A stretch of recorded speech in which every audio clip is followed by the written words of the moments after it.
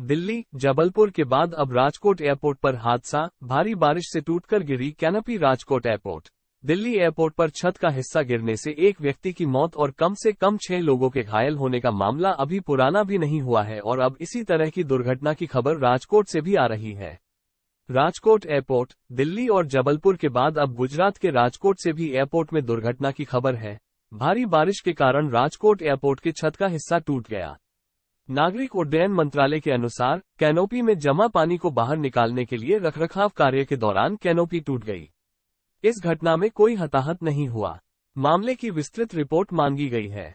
सरकार ने सभी हवाई अड्डों की संरचनात्मक मजबूती के निरीक्षण का आदेश दिया। नागरिक उड्डयन मंत्रालय ने शुक्रवार को दिल्ली हवाई अड्डे पर छत का हिस्सा गिरने से एक व्यक्ति की मौत और कम से कम 6 लोगों के घायल होने के बाद देश के सभी हवाई अड्डों की संरचनात्मक मजबूती की गहन जांच का आदेश दिया है। नागरिक उड्डयन मंत्री के लद्दाख के न्योमाचुशुल क्षेत्र में वास्तविक नियंत्रण रेखा LAC के पास शुक्रवार देर रात T-72 टैंक पर सवार होकर नदी पार करते समय सेना के 5 जवान बह गए। अधिकारियों ने बताया कि यह घटना यहां से 148 किलोमीटर दूर मंदिर मोड़ के पास शुक्रवार देर रात करीब 1 बजे अभ्यास के दौरान हुई। अधिकारियों के मुताबिक 5 सैनिकों को लेकर जा रहा T-72 टैंक नदी पार करते समय अचानक आई बाढ़ के कारण डूब गया। बचाव अभियान शुरू कर दिया गया है। राजनाथ सिंह ने जताया शोक। रक्षा मंत्री राजनाथ सिंह ने शनिवार को बताया कि पूर्वी लद्दाख में एक सीमावर्ती स्थान पर एक टैंक को नदी पार कराने की कोशिश के दौरान हुई दुर्घटना में सेना के 5 जवानों की मौत हो गई। सिंह ने इस हादसे के बाद सोशल मीडिया मंच X पर एक पोस्ट के जरिए शोक व्यक्त किया। झारखंड से बीजेपी का होगा सफाया, हेमंत सोरेन बोले हमारे खिलाफ रची गई साजिश। हेमंत सोरेन ने उत्साहित पार्टी कार्यकर्ताओं से कहा कि हम उन लोगों को करारा जवाब देंगे जिन्होंने हमारे खिलाफ साजिश रची। भाजपा के ताबूत में आखिरी कील ठोकने का समय आ गया है। झारखंड से भगवा पार्टी का सफाया हो जाएगा। मनी लॉन्ड्रिंग मामले में जमानत पर जेल से रिहा होने के एक दिन बाद झारखंड मुक्ति मोर्चा JMM नेता हेमंत सोरेन ने भारतीय जनता पार्टी भाजपा की आलोचना की और आगामी राज्य विधानसभा चुनाव में पार्टी का सफाया करने की कसम खाए।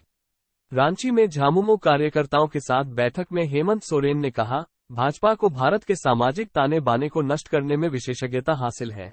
लोगों ने उन्हें 2024 के लोकसभा चुनावों में सबक सिखाया।